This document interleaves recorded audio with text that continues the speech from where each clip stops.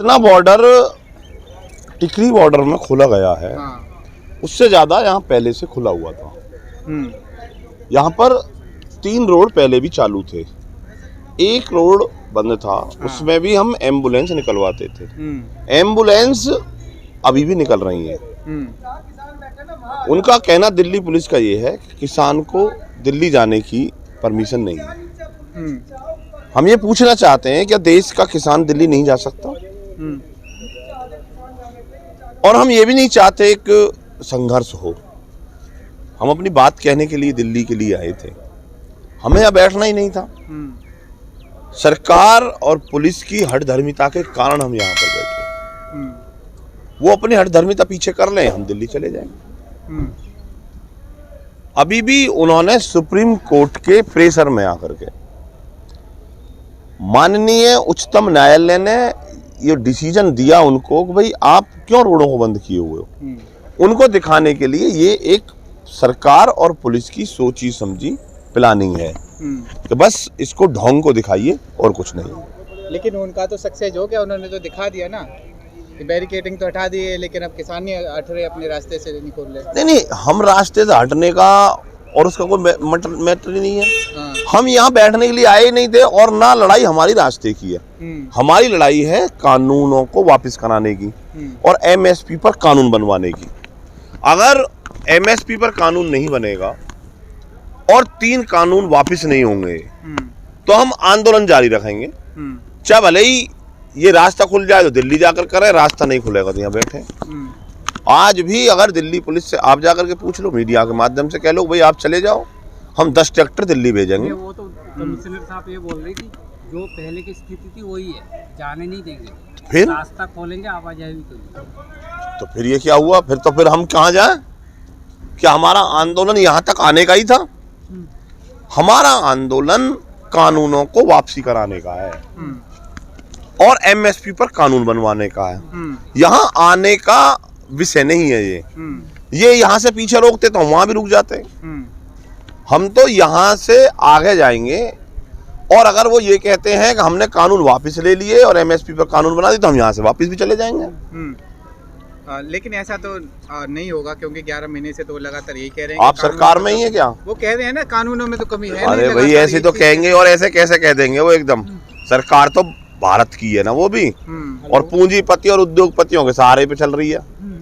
जब उन्हें इतना कुछ वहां से मिल रहा है तो ऐसे कैसे कह देंगे? उनसे भी बात करेंगे धीरे से धीरे।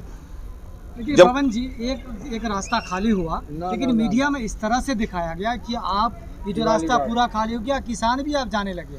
देश मीडिया में मतलब माहौल बनाया। देश का चौथा स्तंभ मीडिया होता है, और मीडिया अगर अपना सही कर्तव्य निर्वाह करता तो देश के किसान और मजदूर को 11 महीने तक इन बॉर्डरों पर नहीं बैठना पड़ता। कहीं ना कहीं इन 11 महीने में बैठने में अहम भूमिका कुछ मीडिया चैनलों की भी रही है। वो अपनी जो उनकी जिम्मेदारी है उससे कहीं बाहर चले गए हैं। और जब मीडिया के कुछ चंद लोग सरकार की चाटुकारिता करेंगे तब न्याय की उम्मीद नहीं होगी। जब कोर्ट में अपील और पीआईएल सरकार अपने लोगों से दायर कराएगी तो न्याय की उम्मीद कम हो जाएगी। तो ये तो सिलसिला चलता रहेगा जब तक आपका आंदोलन है, और ऐसी नई बातें भी सामने आती रहेंगी, नई चीजें निकल के आएंगी। फिर आप मुकाबला कैसे करेंगे इनसे? भाई सरकार से कोई मुकाबला थोड़ी होता है, फिर आंदोलन होता है। सब जब यहाँ पे अंग्रेजी शासन थे, मुगल शासन थे, तब भी यहाँ पे आंदोलन हुए थे। तब तो सब कुछ ही उनका था, और 90 साल लगे देश को आजाद कराने में। उस समय भी कुछ गद्दार थे जो अंग्रेजों के साथ थे। आज भी कुछ गद्दार हैं जो गलत तरीका से सरकार के साथ है। मीडिया ने ये मतलब संदेश दे दिया, लोगों तक पहुंचा दिया कि जो रास्ता था ये खोल दिया, और किसान के लिए अब यहाँ पर कुछ नहीं बचा है, क्योंकि किसान चुप थे जिस दिन ये खोला जा रहा था। कुछ भी माहौल मतलब शांतिपूर्ण चल रहा था, तो ये संदेश पहुंचा कि किसान अब हार गए। मीडिया, अरे भाई ये तो हार जीत का ये तो मुद्दा ही नहीं है। रोड खोलना और रोड जलाना। नहीं, हार संदेश जीत तो का होता है मुद्दा ना। ये नहीं है। हार जीत का मुद्दा है कि हम कानून वापस कराएंगे और एमएसपी पर कानून बनवाएंगे। और देश का किसान कभी हारता नहीं। वो परमात्मा की जो मार पड़ती है उसको भी सहन करने के बाद दोबारा खड़ा हो जाता है। जैसे अभी आपने देखा होगा, इतनी जबरदस्त बारिश हुई, धान गल गए, फिर वो खड़ा हुआ दोबारा और फिर फसल बो रहा है। चलिए, दिल्ली में जाएंगे तो कहाँ जाएंगे आप? जहां कानून बनते होंगे, जहां से कानून रुकते होंगे। भाई दिल्ली में जाएंगे तो वहां जाएंगे ना जहां से कानून बनते होंगे। ऐसी जगह जाने से क्या फायदा जहां कुछ नहीं होता होगा।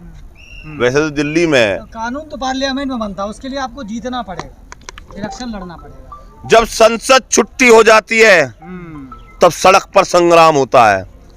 आपने जंतर मंतर पे संसद भी चलाई है जी, उससे कोई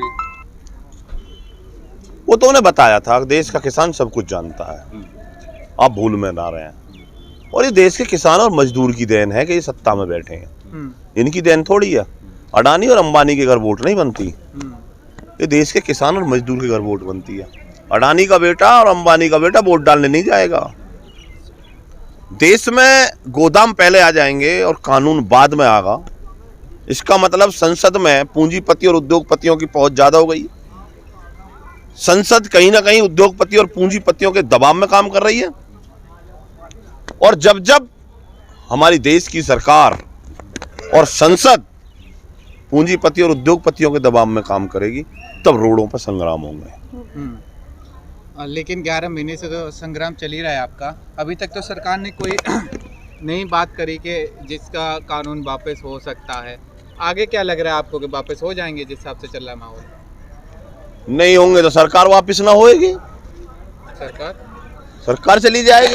इन्हें हम इस लायक छोड़ेंगे ही नहीं। लेकिन 24 तक टाइम है सरकार जाने के लिए, तो लंबा संघर्ष होगा इसका। अरे भाई ये तो लंबे संघर्ष पे तो बैठे रहते हैं किसान। किसान नहीं थक नहीं सकता। और जिस दिन देश का किसान थक जाएगा उस दिन देश थक जाएगा। जिस दिन देश के किसान को आप ये थका देंगे उसी दिन ये सुरक्षित नहीं है कोठियों में। देश के किसान का बेटा बॉर्डर पर बैठा है। ये आप कहने कि देश थक जाएगा, लेकिन बहुत ऐसे लोग हैं जो भक्त हैं, उनको अब तक समझ में नहीं आया कि देश थक रहा है आपके बैठने से। तो कहाँ थक रहा है? अरे कुछ चंद लोग तो सब होते, जब बताया तो सही आप है, अंग्रेजी शासन में भी रहे थे, मुगल में भी रहे थे, लेकिन अंदर के वो भी जो लोग वहाँ हैं उनकी भी अंदर की भावना ये है कि देश का किसान थकना नहीं चाहिए। अच्छा, टिकैत साहब ने कहा है कि 26 नवंबर तक किसानों से बात कर ली जाए सरकार से। ऐसे उन्होंने कहा है कि कर ली जाए तो अच्छी बात होगी, नहीं आगे का जो फैसला और किसान कड़ा करेंगे। नहीं, उन्होंने ये कहा है कि 26 नवंबर तक 1 साल हो जाएगी हमें। 26 नवंबर तक सरकार को एक छूट और है कि वो बातचीत करे। नहीं करती है तो हम अपने जो मकान हैं इनकी साफ सफाई करेंगे, दोबारा से इनको फिर मजबूती से बनाएंगे और फिर 1 साल के लिए फिर तैयार करेंगे। अभी तो हम इन पुरानों में ही रहने के लिए मजबूर हैं। हो सकता है कि 1 साल में बना कर दें काम को, अन्यथा फिर हम इन तिरपाल पल बदलेंगे और कुछ पक्के मकान बनाएंगे, कुछ करेंगे और कुछ करेंगे। ये कहा है उन्होंने कि 1 साल में। अभी हम इनको साफ सफाई भी नहीं कर रहे। वैसे दीपावली पे साफ सफाई होती है, लेकिन दीपावली लायक तो इन्होंने छोड़ा ही नहीं हमें। देश में दीपावली 2 ही लोग मना सकते हैं और 2 ही को मनवा सकते हैं। देखिए, टिकैत साहब तो कह रहे हैं दिवाली किसानों के बॉर्डरों पे ही मनेगी। और क्या करेंगे, कहाँ जाए? घर जाने लायक छोड़े नहीं। अब बॉर्डरों पे जैसी मनती है आपको भी पता है। किसी को अच्छा लगता है क्या घर से बाहर बॉर्डरों पे लेटे? किसी को अच्छा नहीं लगता। रोड पे लेटने ये लेट के दिखाए ना। ये अगर ये सरकार वाले ये मानते हैं बॉर्डर पर लेटना अच्छा तो ये लेट के दिखा दें यहाँ पर। कोई नहीं चाहता बॉर्डर पर लेटना, लेकिन परिस्थिति ऐसी बना दी है। आज क्या करे देश का किसान? देश बेचा जा रहा है। इंडिया फॉर सेल के बोर्ड लगा दिए गए हैं। यहाँ हर चीज की कीमत लगा दी गई है। देश में हमारा भी योगदान है, इन लोगों का नहीं है। इन्होंने अपने लोगों को बंधक बना दिया है। जो बोलता है उस पर ईडी के और सीबीआई के छापे डलवाए जाते हैं। यहाँ कोई संस्था नहीं छोड़ी है जो निष्पक्षता के तरीका से काम कर सके। सारी संस्थाओं पर दबाव बना दिया। जहां कलम और कैमरा पर पहरा हो कि बंदूक की नोक पर आप इसमें लिखोगे, मैं समझता हूं कि लड़ाई बड़ी है।